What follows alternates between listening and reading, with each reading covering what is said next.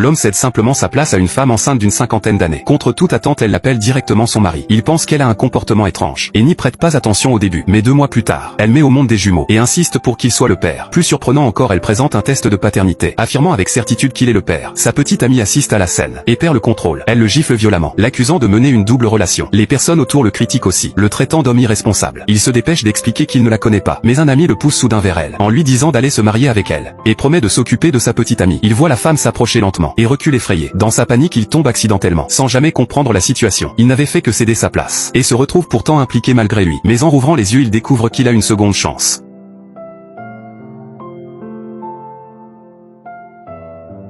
Effrayé, il détourne immédiatement le regard, mais une voix l'appelle aussitôt: beau jeune homme, je ne me sens pas bien. Peux-tu me laisser ta place? Il ferme aussitôt les yeux et fait semblant de dormir. Il se promet de ne plus avoir de lien avec elle, cette fois. Mais elle prend un air plaintif, et insiste pour la place. Les passagers le critiquent pour son manque de compassion. Cela renforce ses doutes. Il y a pourtant des sièges libres, mais elle insiste sur lui, pour s'en libérer. Il répond que les autres peuvent céder leur place, et qu'il n'est pas obligé de le faire. Elle change alors de méthode et demande de l'aide, ce qui lui semble suspect. Parmi tant de monde, pourquoi seulement lui? À ce moment, le bus freine brusquement. Elle manque de tomber sur lui. Il se protège avec son sac, évitant tout contact. Il réfléchit alors. Si un simple contact suffisait, elle n'aurait pas insisté ainsi. Pour la place, il soupçonne un problème. Elle tente alors de le contraindre moralement. Un homme intervient et essaie de le forcer à se lever. Elle pense avoir réussi et s'apprête à s'asseoir, mais il renverse son repas sur le siège. Elle abandonne alors et va s'asseoir ailleurs. À l'arrêt suivant, il descend rapidement du bus, pensant être enfin tranquille. Mais elle le retrouve à son travail et lui parle en l'appelant Marie.